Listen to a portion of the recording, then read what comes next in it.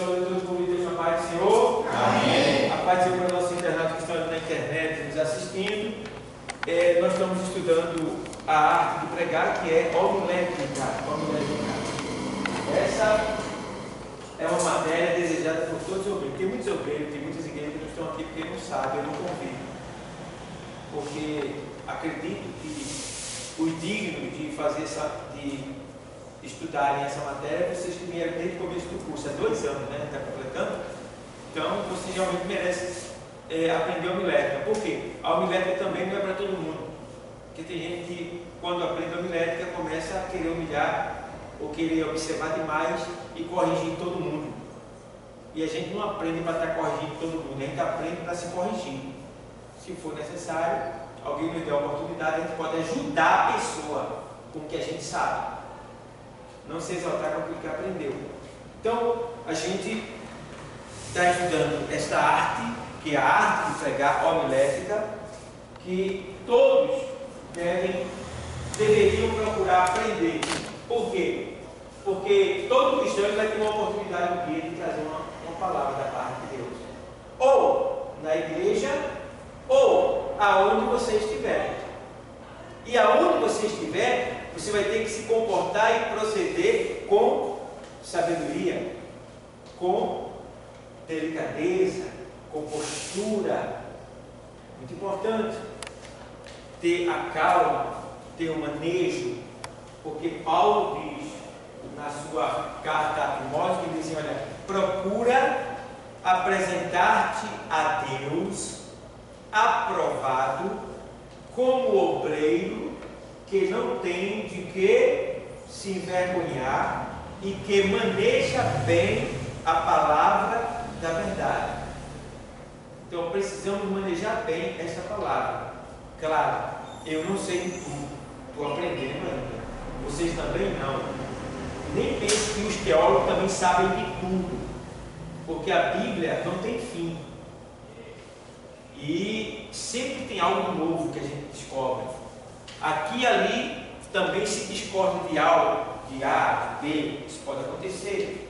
Mas isso é mais um motivo para que a gente procure aprender cada vez mais. Tá bom? Então, estudando a arte de pregar, nós estamos estudando também, dentro da arte de pregar, nos oferece a postura do pregador. A postura do pregador, que nós devemos ter quando estamos em um púlpito pregando a palavra de Deus. E aí a gente vê que esse lugar aqui é um lugar que você está sendo observado por todo mundo. Você está sendo mais observado, embora você veja de todo mundo, mas você está sendo observado por todo mundo. E você precisa entender que cada passo, cada comportamento, cada palavra que você der aqui em cima vai trazer julgamento para você. A palavra que você pega é para você também. Seu comportamento corporal, sua dinâmica vocal, seu tom de voz, sua gesticulação, sua dinâmica, tudo isso influi na sua apresentação, para que A ou B não venha lhe criticar por isto ou por aquilo. Então, a gente vê a postura do pregador. É importante que o pregador saiba como comportar-se no púlpito, pois a sua postura pode ajudar o quê? A sua o quê? Pregação. Então, a sua postura pode ajudar a atrapalhar a sua pregação. De acordo com o seu comportamento corporal, dinâmica vocal, tudo isso pode fazer com que as pessoas tenham uma má impressão de você. Eu já vi pregadores ministrando que eles falavam tão rápido e tão alto que a gente não entendia o que eles estavam falando. E tinha pessoas que ainda estavam lá, glória a Deus, aleluia, glória, glória pelo quê? Porque, e aí? Até para receber, nosso raciocínio não é assim não. O cara dá uma metralhadora, você vai pegar tudo que ele falou, a gente prega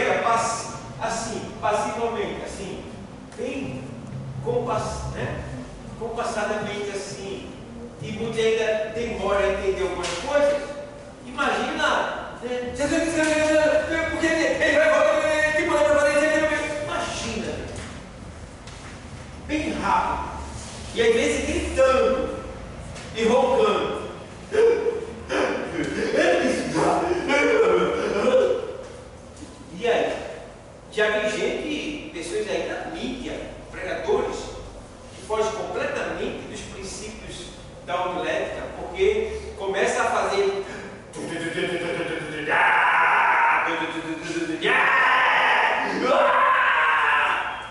você está ensinando, está morrendo. Estou apertando a tua garganta, está passando mal. A pessoa vai aprender o que com isso? A gente está passando um aprendizado. Então eu estou ensinando você a.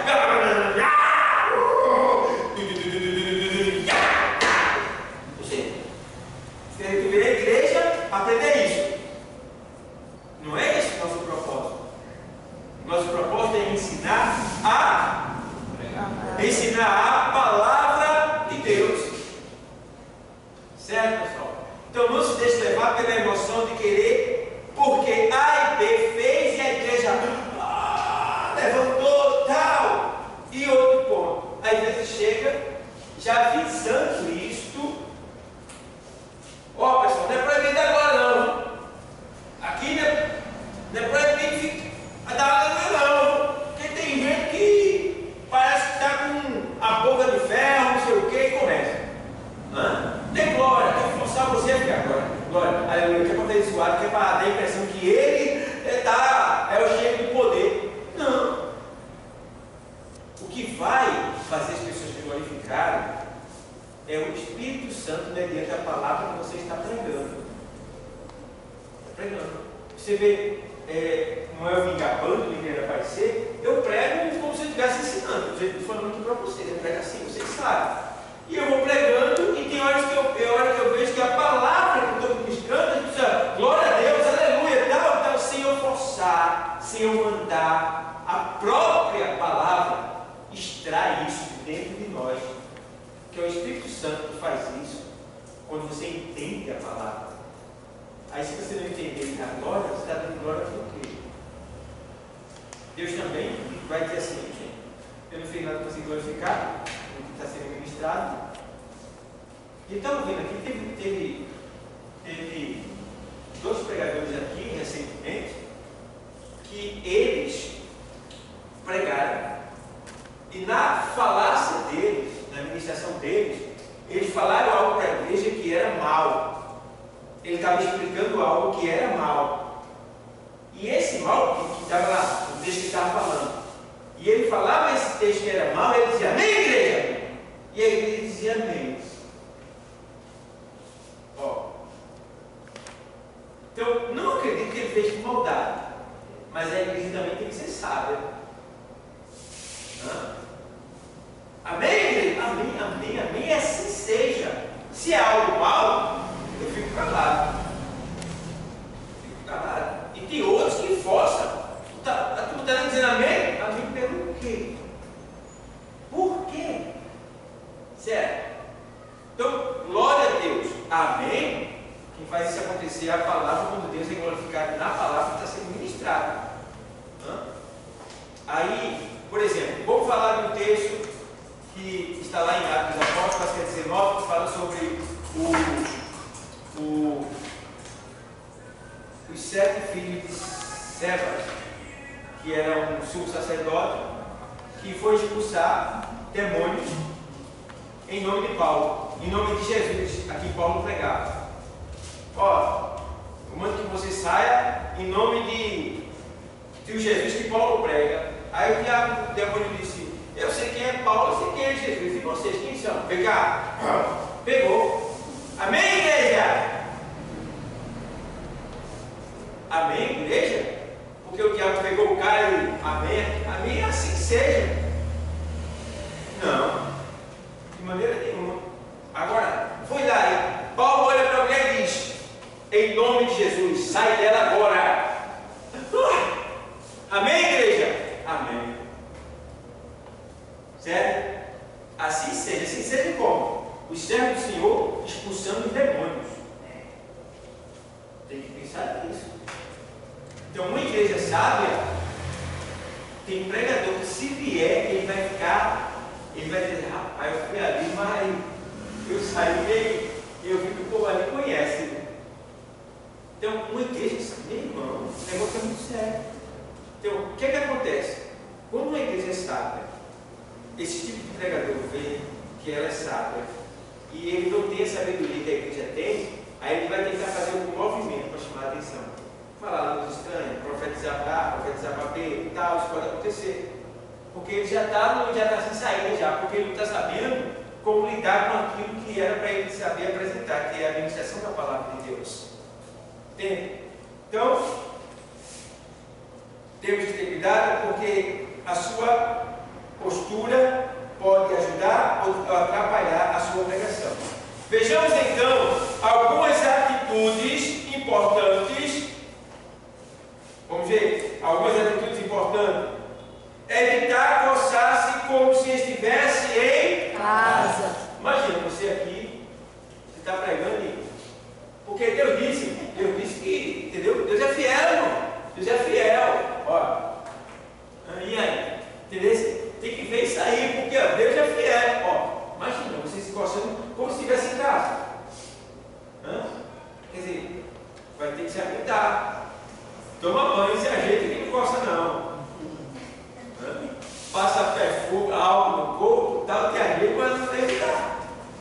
Um dia desse você estava aqui na cadeia, há uns 2 anos, isso ou mais, e tinha uma barata dentro da minha calça. Tinha uma barata aqui dentro, ela estava viva, se mexendo. Olhei para o canto, olhei para o outro e disse, e ela está lá, arranhando minha perna, me arrepiando todinha. Me arrepiando, daqui chegou o velho, estava aqui na minha perna. Eu disse, tá bom, poxa. Aí, fiz assim, aí eu vai lá, sentado ali, aí ninguém me percebeu, eu fiz assim. Segurei ela um pouquinho assim e apertei ela, para não me magar, que eu tenho um nojo terrível para.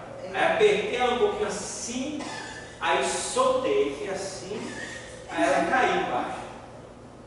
Mas pense, de toda arrepiada, parece que ela caiu. Ela pega. Então veja a situação. Pode acontecer. Acontece isso com a mulher, ela tirava a roupa da igreja. Mas já aconteceu comigo já. Aqui uma vez, né? E no trabalho, várias vezes acontece comigo. Eu estou fazendo limpeza lá, o meu trabalho no setor que tem. Vocês sabem lá, já tem coisas espalhadas durante a semana, aí no instante ela se procria. Aí quando ele vai fazer limpeza, que bota dentro da ela sai doida. Aí o que tiver, ela sobe. Aí de vez em quando entra, eu estou com ela por dentro, vem, aí eu vou lá e tiro. Já estou acostumado já. A irmã ela bate com a mão. Então, a gente se acostumou. Não é com a sujeira, mas com o momento, né? A gente não tem medo. Já tem mulher que sobe até no poste. Ela sobe. Ela existe agora, bate o marido e derruba até ladrão, ela vem do ladrão, mas joga a barra assim que ela pega para ter que né? Mas vamos lá, vou dar para o Então, pessoal, temos que ter cuidado para a gente não estar fazendo feio, tá bom? Tem que ter cuidado, não estar se coçando como se estivesse na sua casa, tá bom? Vamos lá agora. Evitar o quê? Estar conversando. Evitar estar conversando. Meu irmão, já passei por cada situação. No meu caso, como pastor, não é tendência de sentar aqui. Vocês vão ver eu não conversando, mas eu tratando da direção do culto. Porque às vezes eu gosto de ficar muito de lado do dirigente, porque eles têm pessoas que dizem, dá uma oportunidade para uma pessoa.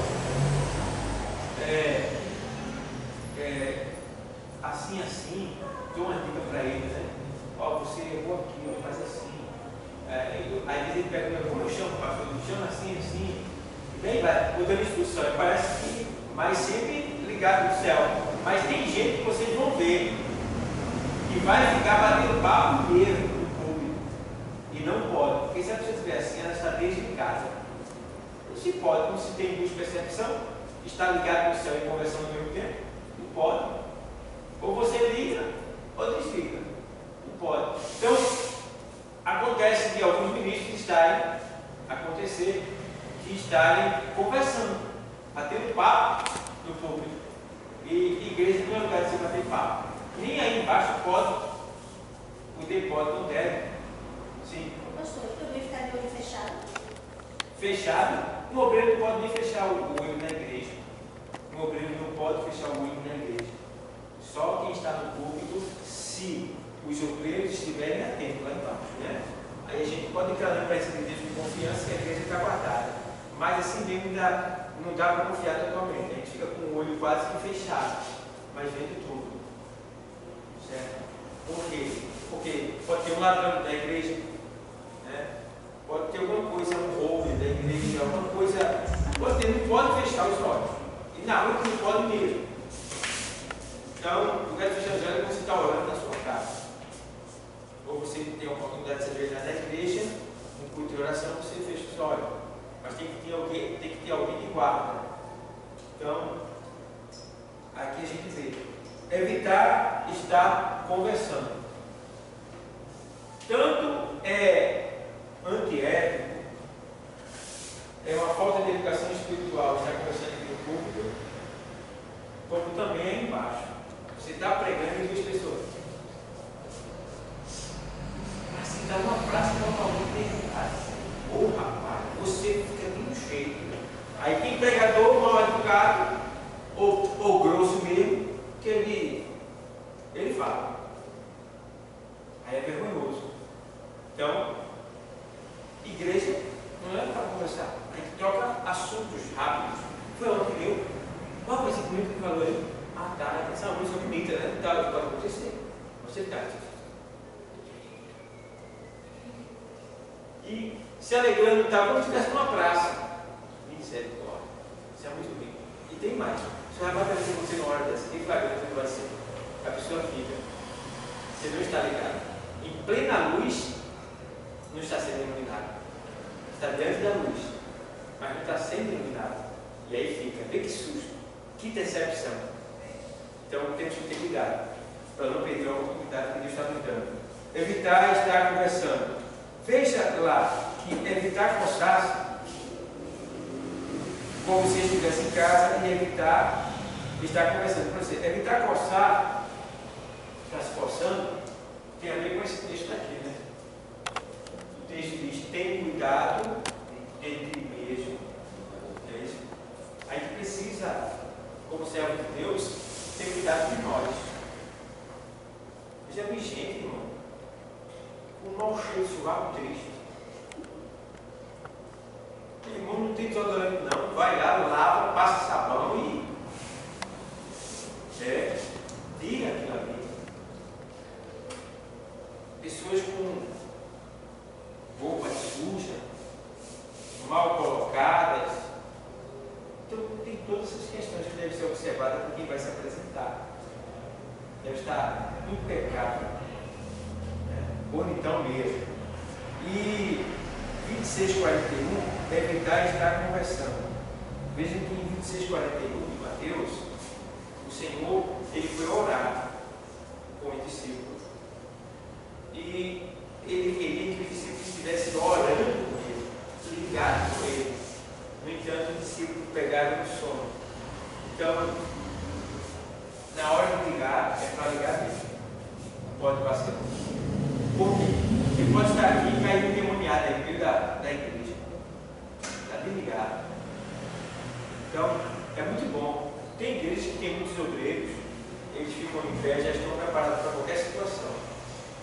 Mas nem sempre a gente tem obreiros suficiente aqui, nas nossas igrejas, prontos para pegar o endemoniado, alguém que ele vê. Por quê? A gente ensina que um obreiro da igreja tem que estar atento a tudo. Às vezes tem uma pessoa que está passando mal, ninguém está percebendo. Um obreiro ligado, ele está vendo que a pessoa está assim, está aí, vai lá, olha uma ação espiritual maligna, né? Uma pessoa está passando mal mesmo, vai lá, aí já vai lá. Moço, a pessoa está se sentindo bem, posso lhe ajudar? Aí vai lá e ajuda aquela pessoa. E já dá para identificar se é um demônio ou não.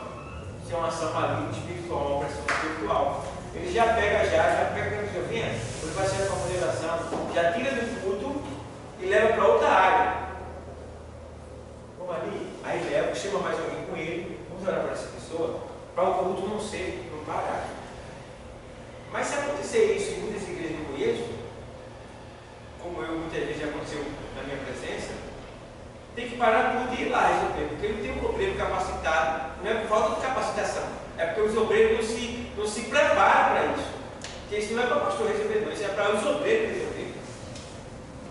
Então, tem pessoas que fazem sim, outros nem fazem, não estão preparados. Parece que tem muita gente na igreja, irmão, parece que 90% da igreja confia no pastor. É incrível. É incrível. E não é para confiar assim. É para estar com ele. Mas confiar em Deus. E não é em nome do pastor, é em nome de Jesus. Então, não faça do pastor sua muleta. Busque o poder de Deus para que Deus lhe dê poder. E você assim possa ajudar até o seu pastor quando ele precisar. Evitar suspender as calças enquanto prega. Já vi um pregador, um menino, ele ia para lá,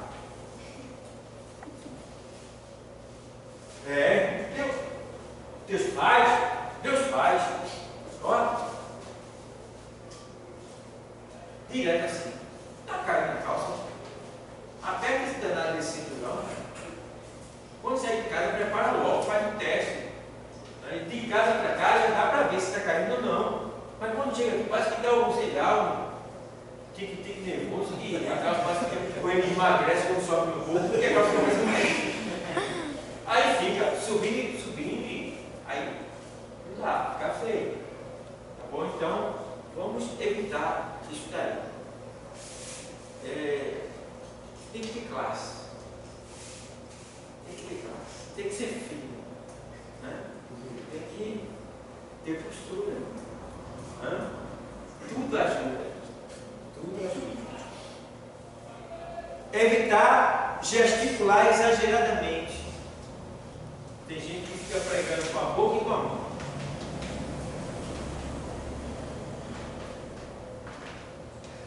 Né? Não pode. Não deve. Agora vai no momento raros que você vai explicar. Mas já vi pregador, irmão. A mão dele acompanhava a palavra que você era da vida. Parecia que ele estava dançando.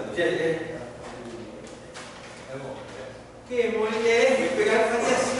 Só você vê, lá aquele pessoal lá, eles eram assim meio complicado mesmo. Porque, olha, ele fazia assim porque lá o lugar era difícil, sei o quê, e você vê aquele negócio lá. Amém. Está vendo como foi? Apresentando arte marcial. Exagero de gesticulação. Então, tem que ter esse cuidado de não gesticular tanto com as mãos, com o rosto, com a boca, e com o corpo. Se você for lá na internet e está observando, puxa, a moda agora é essas pastoras, pseudas pastoras do bumbuzão, né? Pode ir lá. Mas as roupas coladas e fazendo cada movimento repetitivo no público que parece até que ela não está andando, parece que ela está se relacionando sexualmente. Coisa que feia. Cada coisa que a gente vê lá, que, meu Deus do céu, a igreja chega a esse ponto e as pessoas já serem membros de uma igreja dessa. Então, a gente, assembleia, a gente não encola isso não. Aqui é pau na canela, até Jesus voltar. Porque se isso aí é ser igreja, a gente nunca vai ser uma igreja dessa não. Tem que respeitar as coisas de Deus, tem que ser com respeito, tem que ser com ódio e com decência, porque isso é indecência. Isto é indecência. Então, aqui diz, evitar gesticular exageradamente. Se você for lá em Tito 2:7, né? Tito 2:7 diz o que aí? Quem pode achar? Tito fica pertinho, depois de Timóteo, pertinho do Apocalipse. Quem achar 2:7, Tito. Ele não tem capítulo. 2:7 é um verso. Vai. Em tudo te dá por exemplo de boas obras. Na doutrina mostra incorrupção, gravidade e sinceridade. Pronto, veja. Em tudo te dá Por exemplo, né? Ou como exemplo? Por exemplo. Por exemplo. Então, você deve verdadeiramente procurar ser um exemplo. Exemplo é o quê? É você servir de cópia para as outras pessoas. Então, como é que as pessoas vão te copiar se você não se posta bem, não se apresenta bem? Eu acho bonito uma pessoa que sabe se apresentar e é digno de, digamos assim, de copiar. Entende uma coisa, umas coisas que a pessoa não entende. Tem pessoas que dizem que é inveja eu comprar o que você comprou. Não é inveja. É o que mais fala. Eu estou valorizando o que você comprou, porque eu estou querendo também. Inveja é eu não querer que você tenha. É eu ficar com raiva porque você tem. Aí é inveja. Mas eu comprar e achar bonito o que você tem não é inveja. Eu estou valorizando o que você tem e estou querendo igual para mim também. O sinônimo, né? O conceito de inveja que se usa é muito esse. Né? Você vê uma bicicleta bem bonita, você uma bicicleta bonita, comprar essa onde? Você não comprou uma dessa para mim também. Porque eu gostei, você foi um exemplo para mim. Eu vou querer copiar as coisas boas. Não é pecado. Não é inveja copiar as coisas boas. Certo? Então, não tenha como inveja. Não demonstrar disposição. Perdão. Não demonstrar indisposição. Não demonstrar indisposição. Ou seja, o pregador, ele não deve, demonstrar aqui em cima indisposição. Vamos lá.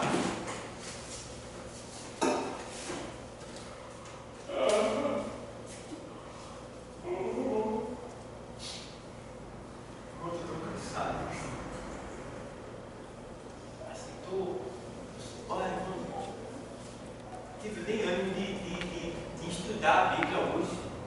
Mas, o que é que esse homem vai dar para a igreja? O que é que tu vai receber? Está entendendo?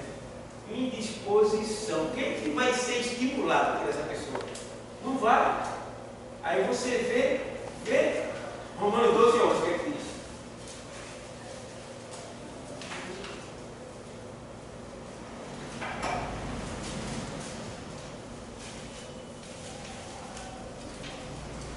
Não sejais vagaroso no cuidado, mas sede fervoroso no espírito, servindo ao Senhor. Não sejais vagaroso no cuidado. O que é ser vagaroso no cuidado? Você sabe que vai para a igreja de 6h30, vai sair para a igreja. Chegar lá de 7. Mas aí você deixa as coisas tudo para fazer de 6 horas. Você poderia ter feito durante o dia. Poderia ter adiantado, abreviado a comida do marido, né?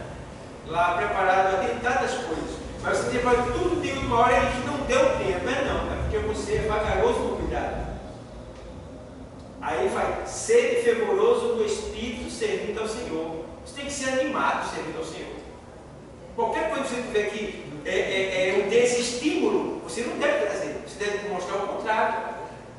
Então, é o tipo da coisa. É engolir o amargo e dar o mel para os outros. É engolir o amargo e dar o mel para os outros, sim. Ela é isso. Ela nos ensina a ter a criar sistemática para a gente ter a organização na obra do Senhor. A teologia sistemática ela é um processo de aprendizado sistemático que vai de Gênesis e Apocalipse, obedecendo às disciplinas bíblicas, às ordenanças bíblicas, e não só na questão bíblica, mas na questão também secular. Você tem que se preparar. A sua vida tem tempo para tudo. Aí dá a mordomia cristã, que é a disciplina de mordomia cristã, e fala sobre o tempo para tudo. Aí ensina como você deve comprar o cartão, como você deve guardar o seu dinheiro, ensina tudo. Então você tem um tempo para todas as coisas. E aí você deixa tudo para a última hora, aí diz que não deu tempo. Não, você quer relaxar. Você que é vagaroso no cuidado. Então não seja vagaroso, não seja vagaroso no cuidado, mas fervoroso no espírito, servindo ao Senhor. Então, ó, vai ter culto de evangelização. Vai ser quando? Terça-feira? Vou estar lá. Vai precisar de mim, pastor, para alguma coisa? Diga aí, que horas vai estar aqui? Vou estar com o seu também. A gente vai levar. Tem o quê? Tal. Se envolver, entrar pulso naquilo que é para servir o Senhor. Pergunta se quer me ajuda? Quer que eu venha? Está precisando de alguma coisa? Você se oferece. Isso é ser fervoroso. Se a pessoa não quiser, você já ganhou, porque você se ofereceu. Já recebeu de Deus. Então, a gente tem que ser fervoroso. Porque o que tem de gente desanimada, desestimulada dentro da igreja, tem um monte. Tem gente que entra calado e sai entupido. Rapaz. Então, precisamos ter esse cuidado. É hora de dar glória, é hora de dar aleluia, é hora de dizer amém, é hora de louvar, é hora de pregar, tem hora para tudo. E o povo não está obedecendo isso daí. Aí fica aquele grupo de algum modo, fica aquele culto meio pesado. Se todos cultuassem como se fosse o último dia da sua vida, seria uma bênção de cultos. Mas a gente não faz isso. Mas pelo menos a gente conhece esse princípio bíblico que Paulo diz aos romanos: não seja vagaroso, mas fervoroso do Espírito, tenha pressa em fazer a obra. Eu gosto quando chega o dia de livro, que os joga tudo aqui, tudo ansioso para sair. Quer sair, e eles querem sair com aqueles que andam muito, só com um monte, que entra no buraco, eles querem sair, incentiva a gente, dá gosto na gente. Imagina você sair com uma pessoa, a gente vai para falar, mas é muito longe, vai demorar muito. E quando chega lá, você diz assim, já é 9 horas, tá? Já deu a hora. Isso é bom. Não dá. Não dá. Moisés, quando entrou na nuvem, lá em cima do monte, ele esqueceu de tudo. Ficou lá 40 dias e 40 noites. O pessoal pensou que ele não ia mais voltar. Irmão, quando ele está na presença de Deus, ele já esqueceu de tudo. Porque ele está cuidando do que é nosso. Só se você tiver menino para dar de mamar, tem que chegar na hora certa. Tem menino para dar de mamar, vai dar agora. Tem um velhinho que está lá, a empregada vai ter que ir embora, você tem que pegar naquela hora, dá uma justificação e vai embora. Mas tem gente que vai fazer nada quando chegar em casa. E é uma pressa para sair da igreja tão grande, e Deus só observando. Você está perdendo de ganhar. Então não podemos ser assim. Temos que ter paciência, calma na presença de Deus. Em tudo, porque em tudo a gente está ganhando. Tudo que eu fizer aqui dentro eu estou ganhando. Se eu pego o papel no chão, é incrível. Se as pessoas fizessem ideia disso. Porque isso aí é estágio espiritual. Nunca eu estou nesse estágio. Existem estágios espirituais, elevações espirituais. Quando você alcança, você se torna diferente das pessoas. O que para elas não tem importância, para você tem muita importância, porque você chegou no estágio espiritual elevado. É muito importante isso. E aí o povo não vê isso. Aí o que parece nada para eles, para você tem muita importância. Então até fechar a porta, até pegar isso daqui, colocar na posição certa, eu estou ganhando. Estou ganhando. Arrumar qualquer coisa que eu vejo, que eu mexi aqui dentro, ou que for para a glória de Deus, tem um pagamento. Está escrito isso. Nós receberemos tudo que nós fizermos pelo corpo. Quer seja bom, quer seja mal, vai receber tudo que meu corpo se moveu para fazer, que glorificou a Deus, que foi para Deus, tem um pagamento. E entende que lá no céu vai ter, embora não tendo pecado social, não tendo pecado lá, mas vai haver diferenças sociais no céu. Não é que lá vai ter pobre e rico, mas vai ter uns que vão ter mais glória do que outro. Entende isso? E essa glória também simboliza que você vai estar, tem aqueles que vão estar com Jesus, tem aqueles que vão estar mais perto de Jesus e tem aqueles que vão estar mais distante de Jesus, mas todos vão estar com Jesus. Mas isso implica em um prazer, em uma glória, em um sentir que eu não sei dizer bem. É muito mistério. E tudo é conseguido aqui. Tudo que eu faço, estou patenteado. Você pode ver que vai receber a coroa da vida, a coroa da glória. Tem várias coroas. Então tudo isso de acordo com o que você faz aqui na terra. Mas o povo não está aí. É uma pressa para sair da igreja. Não observa as coisas, não serve das coisas. E sem contar que quando eu chego no estágio espiritual elevado na casa do Senhor, a bênção é tanto que não fica só aqui. Lá fora começa a derramar também a bênção. Emprego, dinheiro, saúde, conhecimento, elevação, vitórias. Aí vem, você começa a se destacar, Deus começa a te elevar. Aí surge viagem. É muita coisa que acontece. Tudo aqui. Mas o povo não quer entender isso. Aí vem para cá e volta do mesmo jeito que veio. Vai para casa, está no culto aí, tem pressa de ir para casa. Poxa, eu queria estar em casa, estou afim de chegar em casa, pensando no que tem em casa, no que vai fazer, no que está passando na televisão, alguma coisa parecida, perdendo a oportunidade de receber e enriquecer aqui. Então, vamos ter cuidado, pessoal. Vocês estão aqui, não é para perder, é para ganhar. Então, não demonstrar disposição, ser fervoroso no espírito. Preocupar-se com a indumentária, roupa limpa, bem passada e a cor da gravata. Imagina eu com um paletó preto, uma calça azul e uma gravata vermelha. Lindo, né? Parecendo um periquito, né? No jornal. Chama atenção mesmo, é uma coisa horrorosa. Chama atenção. Vai fazer muita gente sorrir. Você vai ser a causa do sorriso de muitas pessoas. Então, precisamos ter o cuidado de não nos ridicularizar diante do povo.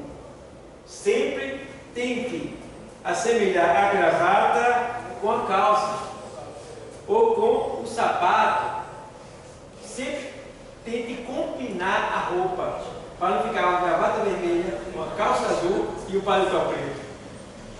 Tem que ligar as roupas. Você liga a roupa, aí fica bonito, fica legal. Tá? Vamos lá. Está dando para entender? Sim. Gente, vai ser um desfile de moda aqui agora, depois dessa aula. Vai ser um desfile de moda assim mesmo. Todo mundo vai entrar? É uma omelete.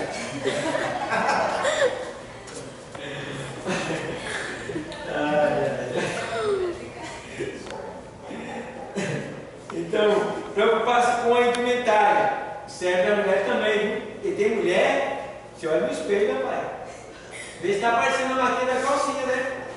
Porque veste uma roupa e às vezes até comprida, mas colou na calcinha. Quando você andar, está lá. Pelo menos for uma roupa íntima decente, não chama tanta atenção. Mas se for uma asa delta, aí é bronca. Vai tentar o sexo oposto. E aqui tem seres humanos, mortais, falíveis, pecadores, cheios de defeitos.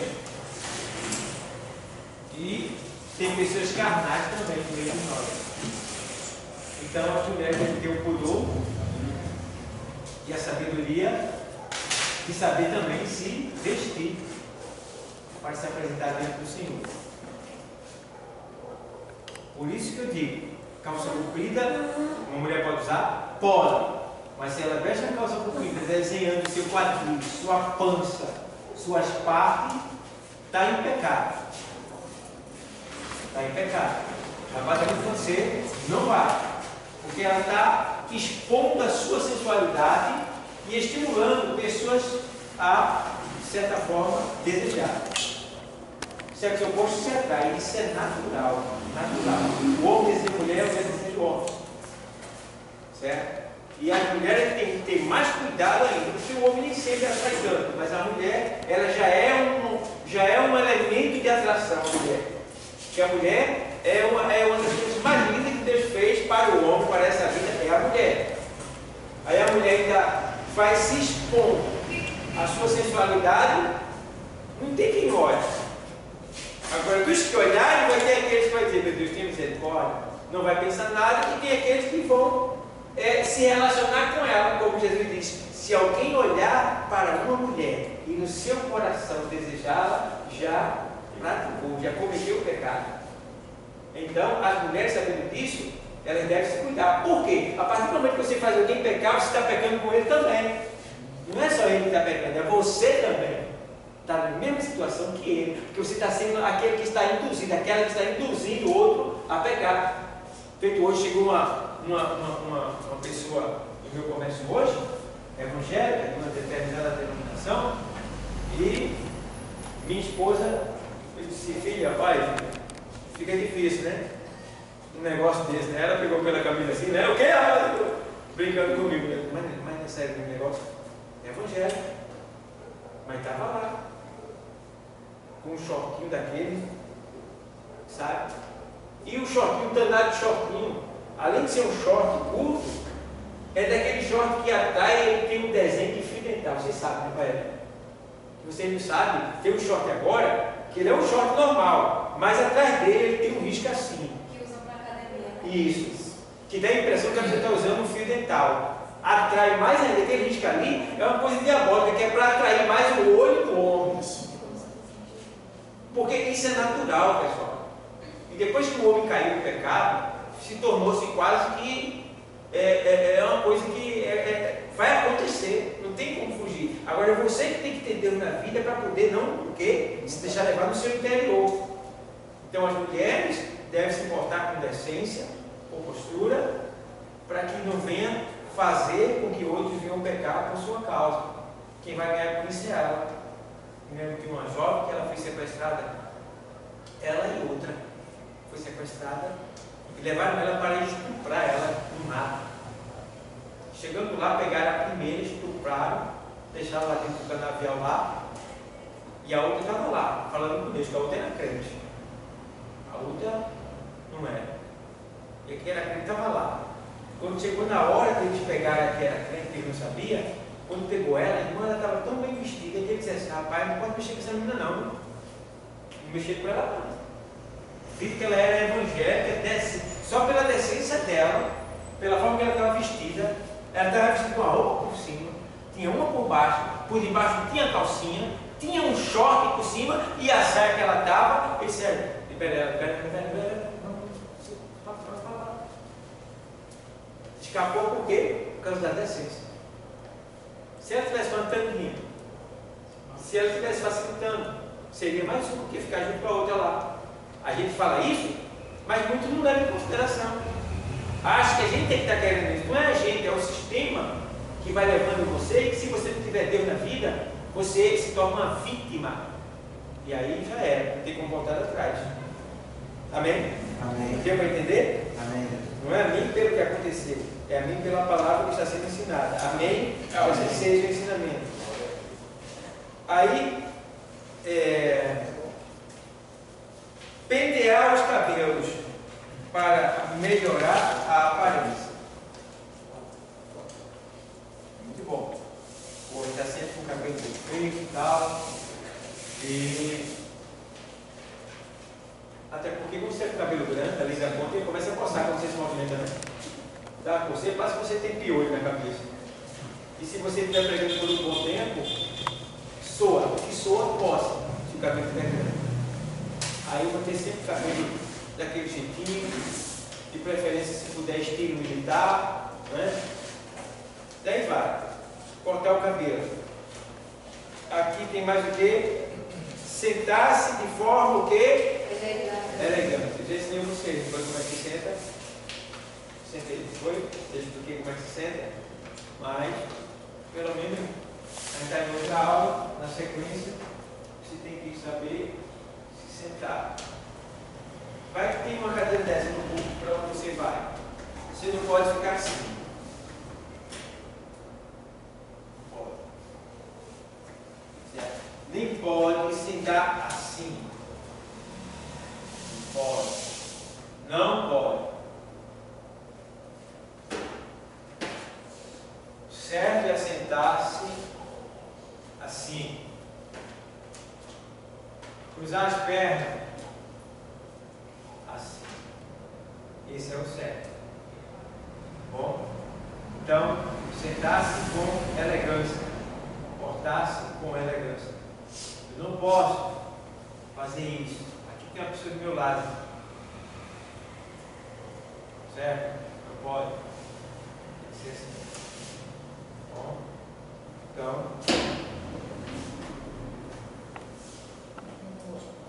deu para aprender? Amém. Amém? Vai ser um desfile aqui nessa igreja. Quem não gosta de cruzar as pernas? Hã? O pregador que gosta de cruzar as pernas. Que não gosta de cruzar? Não tem problema não, fica normal. Agora só não pode ficar. Só não pode ficar toda arreganhada, né? Mas é para isso, para evitar, porque imagina, você está ali, todo mundo está aqui olhando para você. Do mesmo jeito que está aqui olhando para você, também, quando as mulheres vêm, a gente fica com a saia acima do joelho, você está aqui, está ali, a gente fica incomodado. Porque o olho só bate nas pernas da mulher, porque está aparecendo. É o olho que vai, não é a gente que quer. Mas hoje em dia, o pregador fica muito difícil. Lá na igreja também. Fica muito difícil. Porque Fica. quando você está pregando, você fica pregando de cabeça baixa. Mas não olha assim, não olha. Mas para onde você olhar, sem querer, você vai ver a realidade disso. Se você está. E se for daquela que ainda fica fazendo assim? Diz aí. Você está indo no público. Você está vendo toda lado. É. Toda lado. Então você tem, muitas vezes tem que pregar de cabeça baixa para não ver, porque as pessoas é que devem se corrigir. E deve se corrigir. Certo, pessoal? Estão aprendendo. Às vezes eu vejo mulheres se portando de maneira que outra que estão do lado poderia dar uma força, e não dão. Eu acho muito errado. As mulheres deveriam ser mais ajudadoras da outra. Corrigir, ajudar. Já tive momentos que eu, não na igreja, né? Mas eu tenho que falar para uma mulher que ela estava menstruada, estava manchada. Ela passou tantas mulheres na rua, nenhuma avisou, e eu, como homem, tive que avisar. Quer dizer, covardia, né? Então, as mulheres, pronto, eu estou aqui, tem um obreiro meu, ele vem com a gravata troncha, estou vendo. Eu vou lá e chego lá e ajeito a gravata dele. Pastor, A camisa. às vezes para algum camisinha outro, não é mais fácil. Porque a gente não podia camisinha outro. É. As mulheres. As mulheres, não todas, mas elas reagem de uma forma como a gente. Se você tivesse com inveja. Isso, não é fácil não, já aconteceu, não é fácil. Eu não sabia o que era assim, né? Mas. Eu tenho esse tipo de experiência, e por isso que muitas vezes eu me ataco, porque eu já tive uma reação. Você já foi vítima. Não quer dizer que isso seja generalizado, mas de qualquer maneira você fica meio cismado para fazer de novo. Mas que tem coisas que. Às vezes já vi homem já com o nariz sujo, remela no olho, sabe? Coisas que dá para ver antes. Então a gente precisa ter esse cuidado. O pessoal, pelo menos vai ficar de frente, que seja de maneira bem excelente, para que não venhamos ser constrangidos, ou constranger alguém, ou ser envergonhados. Vamos lá. Agora chegamos na característica de um bom sermão. Estamos caminhando. Características de um bom sermão. Vocês entenderam o que foi passado? Se tem uma colocação a fazer, alguma dúvida? Tá, correto, né? Pronto. Então vamos lá. Características de um bom sermão. Um bom sermão não é. Um bom sermão não é caracterizado apenas pela o quê? E eloquência de pregador. Eu já passei por situação na mulher que eu não coloquei vocês aqui. Eu até pensei em colocar, mas não coloquei. Mas tá vindo a vontade de fazer isso, sabe? Mas então Eu não vou nem falar, eu ia falar agora, mas eu senti do Espírito Santo de fazer isso acontecer. Isso é para outra ocasião. Eu quero provar vocês, quero ver, né? Então você vai pregar aqui uma hora não, para você não ficar com medo, porque quando eu falo disso, a turma desaparece. Fica eu sozinho na sala de aula. Mas é um comportamento que eu quero ver como é que vai ser quando isso acontecer. Mas, eu ia falar, não vou falar. Vou dizer aqui. O bom sermão não é caracterizado apenas pela criatividade e eloquência do pregador. Ou seja, você pode saber muito, saber falar bonito, saber ter uma dinâmica corporal, tal, mas isso não basta. Não basta só você conhecer literalmente a palavra. Não basta só você estar com o microfone. Não basta você ter uma posição. Não basta você ter uma hermenêutica bíblica, ainda que você tenha uma hermenêutica bíblica. Não basta só isso. Porque eu conheço pessoas que são doutores, que têm bacharel, que são eloquentes, mas que não têm o que embaixo? Unção. A unção é o tempero, é o sal da pregação. E a unção não é uma coisa que você ganha, você tem que buscar. A unção você tem que buscar, Deus não te dá assim, de qualquer jeito. Deus nos unge para fazer a sua obra, mas a unção é como se ela fosse uma vitamina, que se a gente não prezar, não se alimentar dela, é como se ela fosse acabando. Quer ver uma coisa? Deixa eu te ler a Bíblia para tu ver o que acontece.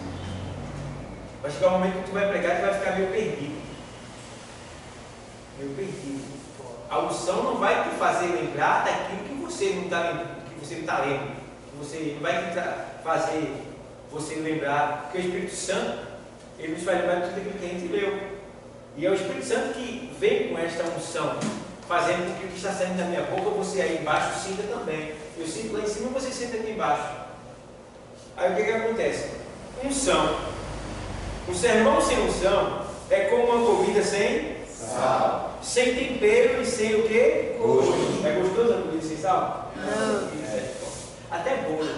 Eu vou comer um bolo, manguezal sem sal, bolo sem sal. Manguezal sem sal, eu não tomo o copo todo. Bolo sem sal, eu como a metade de uma fatia, não chego nem a comer toda a fatia. Aí não entra legal. Não entra. Mas se botar uma pitadinha de sal, o menino vai. Eu como 2 fatias, aí vai. É gostoso o negócio. Então, uma pregação sem unção é como uma comida sem sal. Você escuta a pessoa falar e você não sente nada. É como se você está comendo só para comer, assim, só para encher a barriga. Mas uma pregação com unção, menino, você sente arrepio, você chora, você glorifica, dependendo de levanta até da cadeira. É diferente. Uma pregação com unção.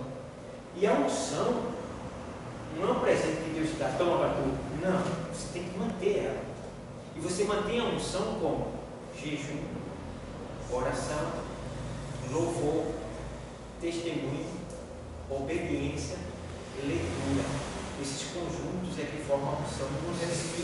Resumindo tudo, vida no altar. Certo? Então, esses conjuntos é que fazem você ser uma unção de Deus, ser um ungido de Deus.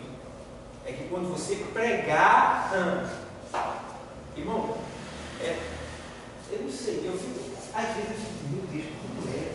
Eu queria que todos entendessem da maneira que eu sinto, que eu vejo que Deus faz comigo.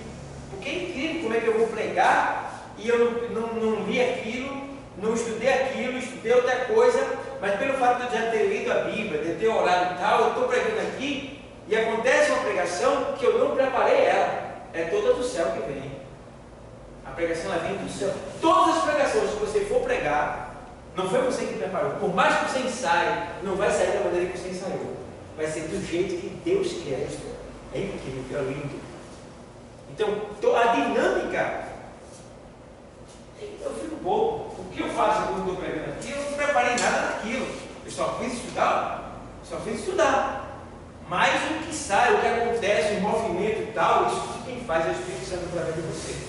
O que Deus quer que você seja o quê? Fervoroso no Espírito, servindo a Deus. Então, não se preocupe com o que vai acontecer lá. Se preocupe com a palavra de Deus.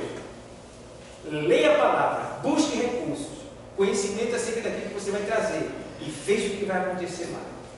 Porque já teve um momento de eu estar em casa, estudando, falar em línguas estranhas, chorar, dizer, meu Deus, que poder, descer comigo na mesa assim, aí lá vai pegar fogo. E quando chega aqui eu pregar, e não acontecer o que aconteceu lá. Foi limitado, foi tudinho, mas foi diferente, porque primeiro Deus tratou comigo lá, me preparou, para depois ele trazer a palavra cá, aqui. Acontece também. Você é um mistério. Então a unção são conjuntos de obediências, de devoções, de deveres que nós devemos exercer para que essa unção permaneça em nós. E aí isso também vai fazer com que o diabo fique bem longe de você, porque você é uma pessoa ungida por Deus em todos os sentidos da sua vida, na leitura, na oração, testemunho, comportamento, palavras, amizade, companheirismo, né? E daí vai. Isso tudo é um conjunto. E todos nós podemos ter, tá bom? Todos nós. Quer ser cheio de poder? É só orar. Deus, eu quero poder. Agora, para quê? Para quê? Para aparecer? Para ser bonito? Para todo mundo dizer, ué, ele tem. Não vai ter. Mas eu quero o teu poder. Me enche do teu poder para ganhar vidas, para curar, para evangelizar, para, tem que especificar. Senhor, me dá poder, eu quero muito poder. Não vai vir. Tem que especificar para que você quer. Você quer ser cheio de poder? Você quer ser cheio de poder? Você quer ser cheio de poder? Você quer ser cheio de poder? Para quê? Você tem pedido o poder a Deus? Olha, oração é tempo. Tem que ter tempo. Eu estava orando hoje, eu fui pedir sabedoria a Deus. Menino, eu tive que falar tanta coisa só para que eu tivesse sabedoria. Um monte de coisa eu tive sabedoria para isso. Para que quando eu estiver fazendo isso, eu fazer aquilo, eu conseguir fazer isso. Me dê sabedoria para aquilo. Me dê sabedoria. Mais 15 ou 20 sabedoria. Tudo especificado, ponto por ponto. Certo? Depois, poder para vencer o inferno. E discernimento espiritual para eu ver o invisível, que está oculto, que está escondido, para que a vida das pessoas sejam reveladas a mim. Para quê? Pode dizer para todo mundo, para os outros? Tem que especificar. Tudo. Ter discernimento espiritual. A irmã me chamou no canto e disse assim, pastor, vem cá, eu tive um sonho. Me explique. Eu não sei, eu não entendo sonho não, mas segundo a palavra eu posso julgar. O que foi que você sonhou? Eu sonhei que na minha pia estava cheio de copo sujo. O que é isso, pastor? Relaxamento. Você está relaxado em alguma área da sua vida. É meu. Foi meu. Sério. Tem que ter esse cuidado. Tem que ter esse cuidado. Um amigo chegou e disse, pastor, eu sonhei que eu abri a porta, tinha um cachorro gigantesco na minha porta, querendo entrar dentro de casa. O que é isso, pastor? Impureza sexual. Alguma coisa está acontecendo no seu quarto. Ou você, com alguém da família, tem impureza lá dentro da sua casa. E está para entrar de maneira acima das coisas. Por enquanto, quando o cachorro gigante quer entrar, é porque a impureza maior está querendo chegar. Tem alguma coisa implícita que está prestes a acontecer. Talvez seja na área conjugal, marido e mulher, não sei. Mas veja lá, a impureza está querendo entrar. Porque cachorro simboliza a impureza sexual. Impureza espiritual também. todo sonho deve ser julgado segundo a palavra de Deus. Então qualquer um pode ser o intérprete de um sonho. É só você conhecer a palavra. E você vai ligar o que a pessoa sonhou, viu, com o que a palavra diz em relação àquilo que ela viu. Entendeu? Então, qualquer pessoa pode fazer isso. Bom? Então vamos lá. O sermão sem unção é como uma comida sem sal, sem tempero e sem gosto. O mundo está faminto pelo quê? Mas deseja que esta palavra seja o quê? Bem temperada. Bem temperada. Bem temperada. Aquela palavra gostosa. Aquela palavra que você explica ela e a pessoa entende. Puxa, isso tem a ver comigo. Deus está falando comigo. O mundo está faminto. Agora, se você observa bem, você como cristão, você pega uma palavra e explica para uma pessoa que não vem na igreja. Ela fica assim, ó. Pergunta nela, você não sabe. Eu digo isso que quando eu estava no mundo, tinha um cara que ele brincava com a história da Bíblia. Ele nem sabia que ele estava, sem querer mesmo já dizendo, porque ele não era crente, ele era um prostituto, mas ele conhecia a Bíblia todinha. E ele vinha comer a minha lanchonete e ele ficava brincando. E Abraão, mentiroso, a mulher pegou Abraão. E disse, vai lá, pegando para fazer um filho. Ele ficava contando essa história. Ele contando essa história e não sabia ele que eu estava me alimentando daquelas histórias. Eu dizia, quanta história tem na Bíblia, lá dentro de mim, né? Eu ficava querendo conhecer mais, querendo entender mais aquilo ali. Então, visto que uma palavra de Deus ela é, mesmo sendo de maneira, de todo jeito dada, mas ela ainda faz efeito. Paulo diz isso lá na sua carta aos Filipenses. Não importa de que maneira o nome do Senhor está sendo anunciado. Importa que o nome de Jesus está sendo pregado, está sendo conhecido. Então, essa palavra tem poder. Agora, o que a gente precisa é saber, nós, lidar com ela, administrar ela, manejar bem ela. Mateus 13 e 19 diz o quê? Diz que se alguém ouvir a palavra do reino não entender, vem o maligno e arrebata aquilo que foi o quê? Semeado. É isso? Se você ministrou a palavra e não explicou, você vai ficar do mesmo jeito. Não mudou nada na vida da pessoa. Mas se você ler, explicar e aplicar, a pessoa muda. Ela tem que ser bem temperada. E bem temperada é isso aí. É ter unção e ao mesmo tempo ter explicação e aplicação. Vocês estão entendendo? Estão entendendo? E vem muita pergunta, tá? A gente está num momento bem. Por isso, não basta o quê? Utilizando as regras da Amém. É preciso pregar com o quê? Unção. Quem? Espírito Santo. O zelo do Espírito Santo. Essa unção tem a ver com isto. Você conhece a palavra. E o Espírito Santo conhece você, o que você tem e quem está diante de você. Você não sabe, mas o Espírito sabe o que a pessoa está passando, o que a pessoa está sofrendo, o que a pessoa está sentindo, o que a pessoa precisa. E dentro que você já recebeu de Deus, que está guardado dentro de você, o Espírito Santo conhece aquela pessoa também que vai tirar, pela pregação de você, que aquela pessoa está precisando. Você talvez estava no trabalho, passado de fome, de manhã logo cedo, porque eu cheguei da cidade, vou arrumar o banco e tal. Fome chega, estava queimando o organismo. Minha vizinha estava toda triste do lado. Triste. Aí eu parei perto dela e disse: o que é que sua gente está meio triste hoje? Você sabe, né? Deus é fiel. Deus pode mudar a história. Ela não era crente.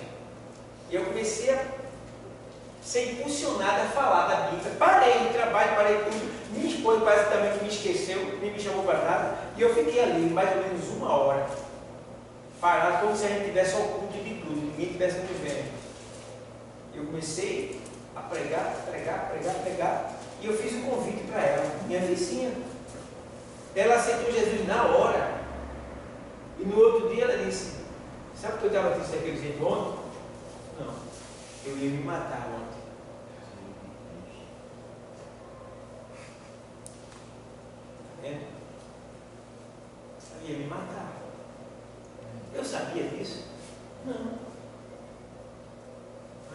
Espírito Santo saiu e pegou o que eu já tinha dentro, que ele me deu, e a vida dela é crente até hoje, graças a Deus.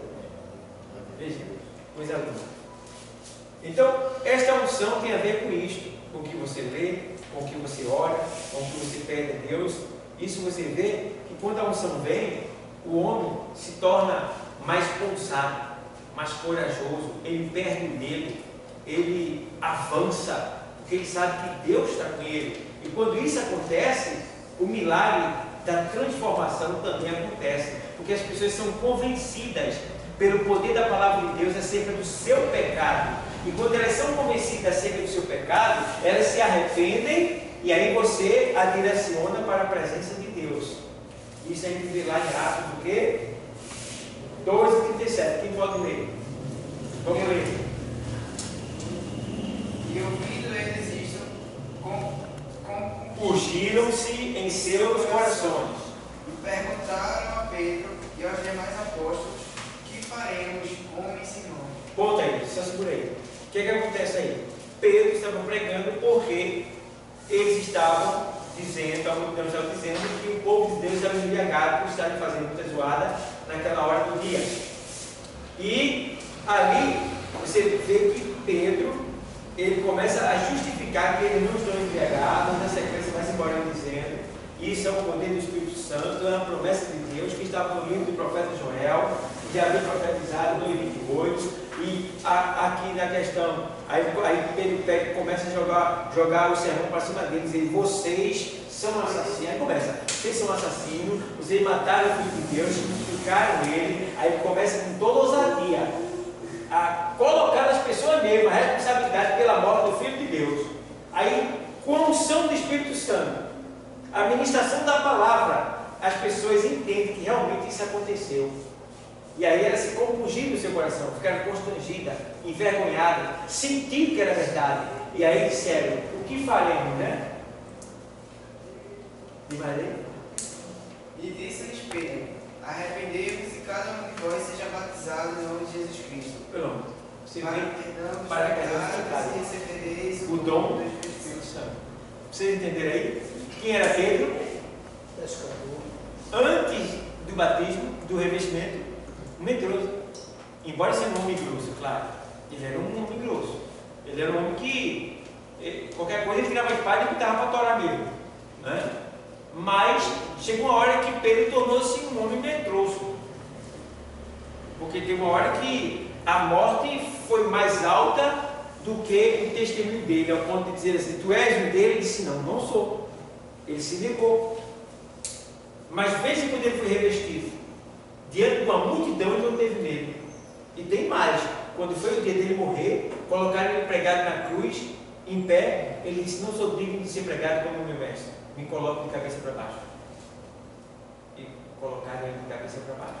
Então, quando um homem tem unção, tem o Espírito Santo, ele tem ousadia, ele tem coragem, ele não teme nada.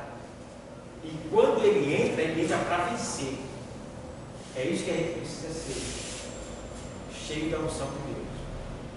E a gente vai ter vitória em tudo que a gente fizer. Pode crer. Ainda 6:10 de Atos, vê aí. Apresentaram este homem aos apóstolos e orando lhe impuseram as mãos.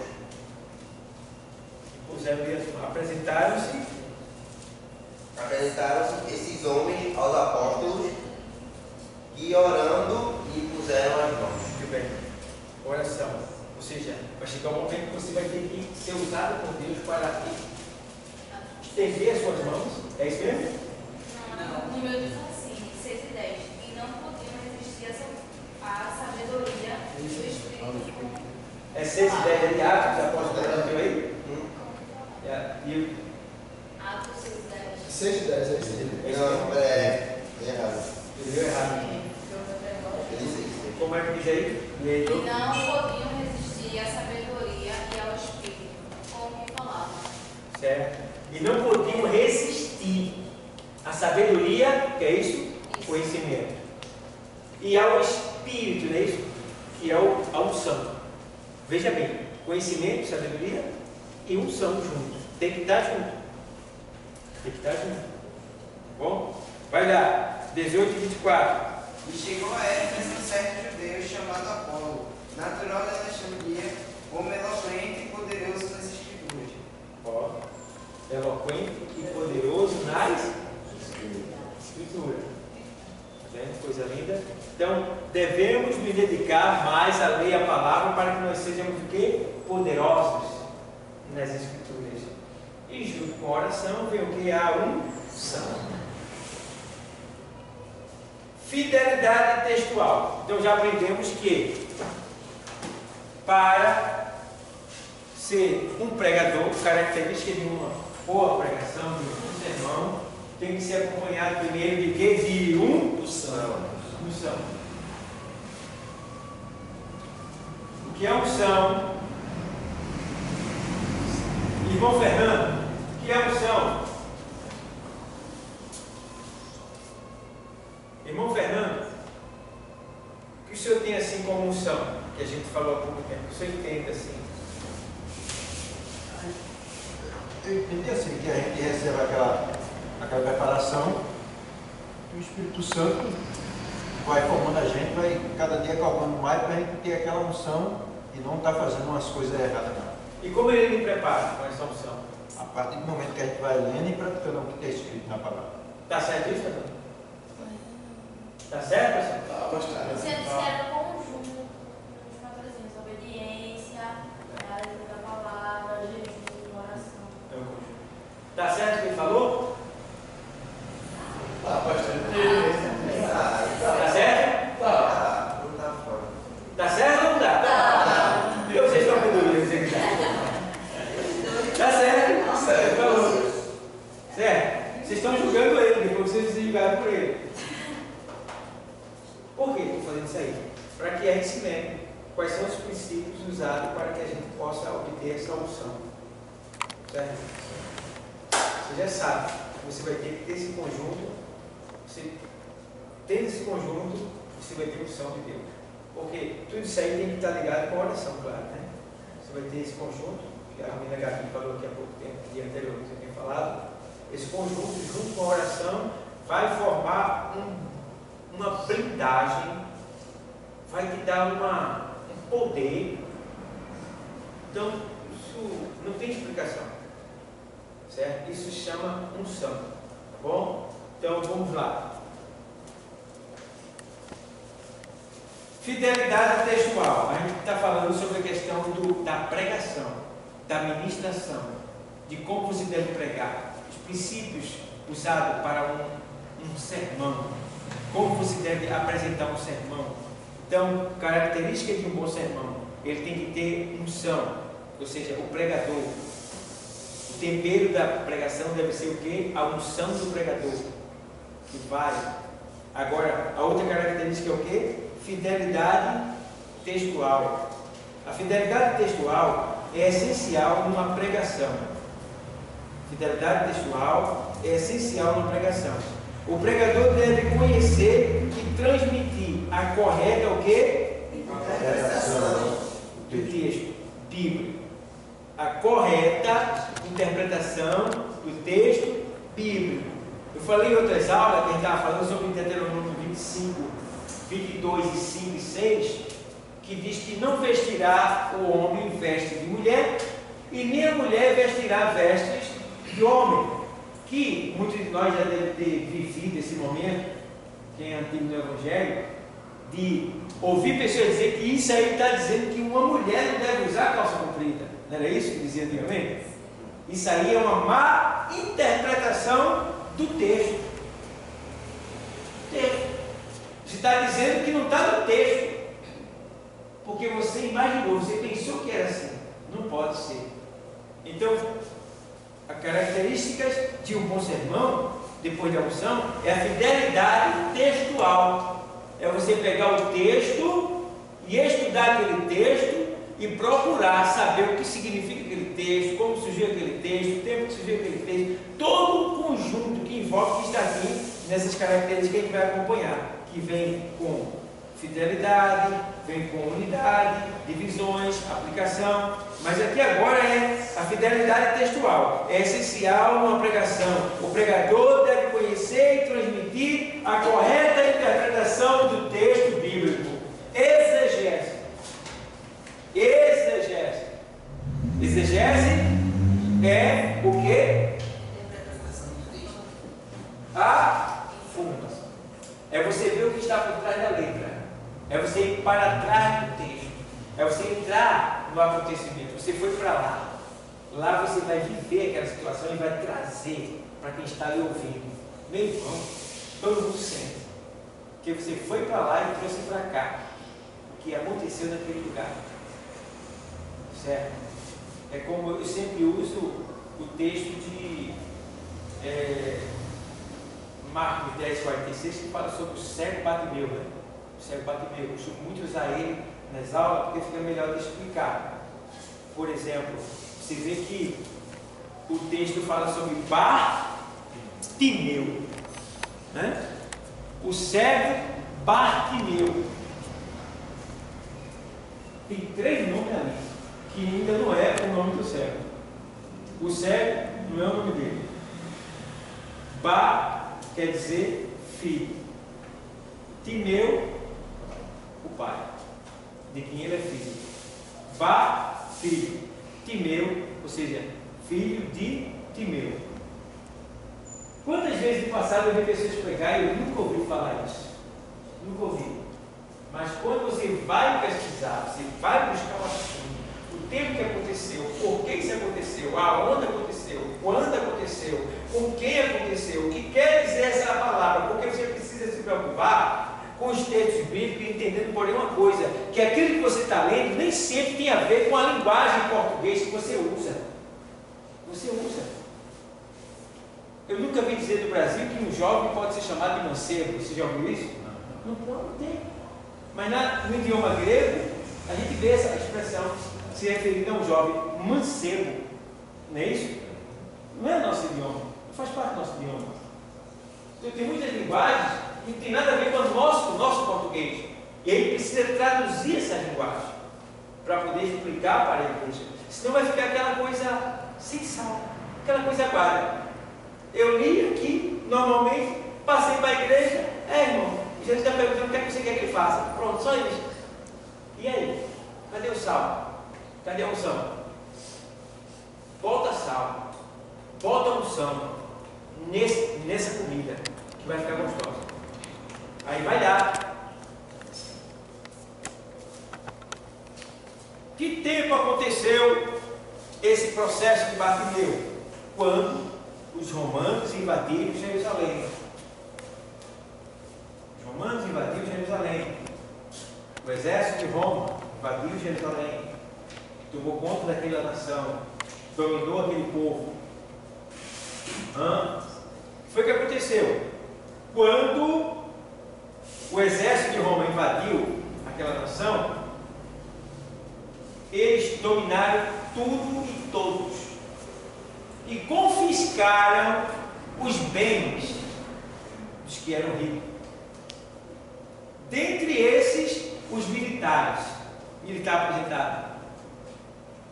E quem era Timeu? Timeu era um capitão, outros chamam general, um capitão ou general do exército de Israel. Riquíssimo, aposentado e bem sucedido, porque ele era comerciante também. Mas quando Roma invadiu, eles confiscaram. O cara é aposentado, vai receber aposentadoria, mas não, acabou a festa. E os bens que ele tinha também confiscaram. Tomou, aumentou, tem um nomezinho que diz, sobretaxou. Ou seja, aumentou o valor dos impostos daquilo que ele tinha, ao ponto dele não poder mais pagar e perder tudo que tinha. Aí ele disse, não vou aceitar isso não. Aí Timeu levantou uma milícia, um pequeno exército, né? um grupo. Vamos contra eles. E foi contra o exército de Roma. Foi que deu para ele? Morte. Ninguém podia vencer o exército de Roma. Poderoso como é, só no tempo que Deus deu. O exército de Roma matou Timeu e todo o seu efetivo, né? Os soldados que estavam com ele. Matou. Aí o que é que o exército de Roma faz? Eles pegam tudo que o cara tem, toma para si, pega a mulher, leva para ser escravo e pega os filhos homens e cega eles. Cega e lança no meio da multidão. Aí o que acontece? Timeu, filho de Timeu, passou a ser um cego mendigo. Por quê? Porque Roma fazia aquilo para que todos que passassem vissem, está vendo? Quem mexer com Roma, o que é que vai acontecer? Vai se ferrar. Morreu ele e o que ficou, o filho ficou cego e a mulher foi levada. Vê que situação. Então, tem todo esse processo que acontece para você chegar na história de Bartimeu, o cego.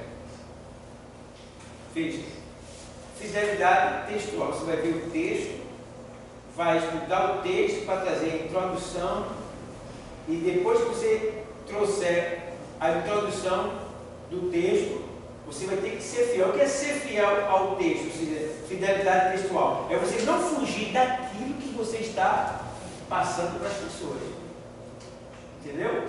Se o meu assunto é sobre o cego Bartimeu, então eu vou ser fiel àquele texto ali, que fala sobre o cego, sobre a história dele. E aí a gente vai levando aqui como ele diz assim, olha.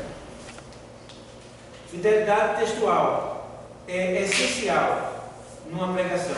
O pregador deve conhecer e transmitir a correta interpretação do texto bíblico, que quer dizer exegese, a interpretação do texto a fundo. 2 de Pedro 13, 15 e 16 diz o quê? E tende por salvação a longanimidade de nosso Senhor, como também o nosso amado irmão Paulo nos escreveu, segundo a sabedoria que lhe foi dada, como também todas as suas epístolas, falando nelas destas coisas, entre as quais há algumas difíceis de entender, que os indoutos e inconstantes torcem, como também as outras escrituras, para a sua própria perdição. Veja, Paulo explicando o que muitos não entendiam e que outros torciam, invertiam nas ideias desse texto. Mas Paulo explicou com excelência. Isso é o que? Exegese. Aí ele faz aqui assim: exegese, tendo o devido cuidado para não manipular as escrituras. Manipular as escrituras, que é exegese, quer dizer,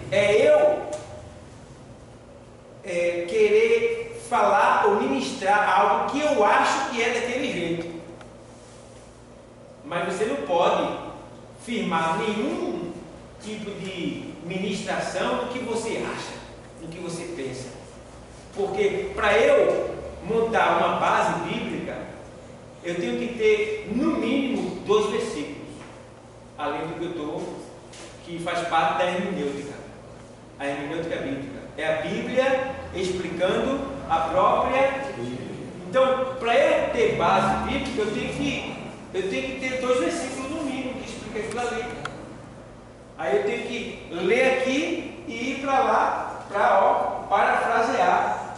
Então tem pessoas que pegam um texto e quer fazer sem base bíblica, sem hermenêutica bíblica. Então a fidelidade textual exige que você se detenha naquele texto e explique ele de maneira que as pessoas venham entender completamente o que está escrito ali. Vocês estão entendendo?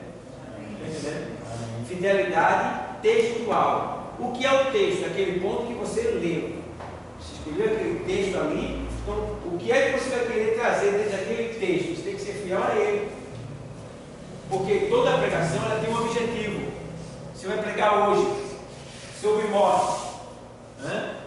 E o Senhor disse: arruma a tua casa, porque certamente morrerás. Agora você vai ter que ser fiel àquele texto. Ó. Falar sobre morte. Por que ele estava doente?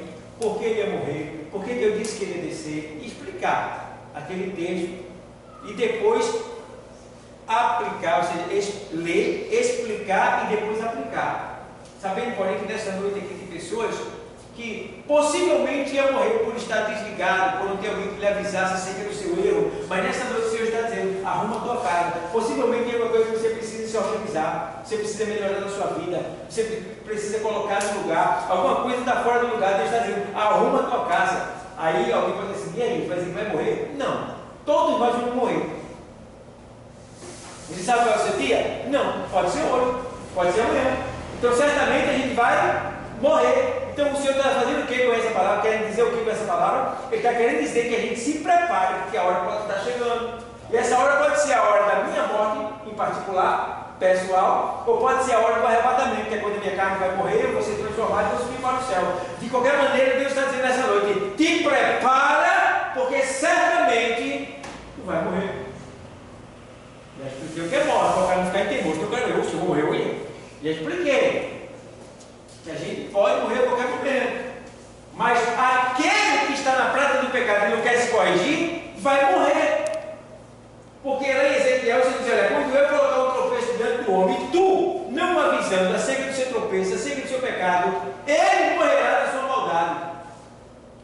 Mas eu requererei da tua mão, né, de você, o sangue dele. Então, isto vai acontecer.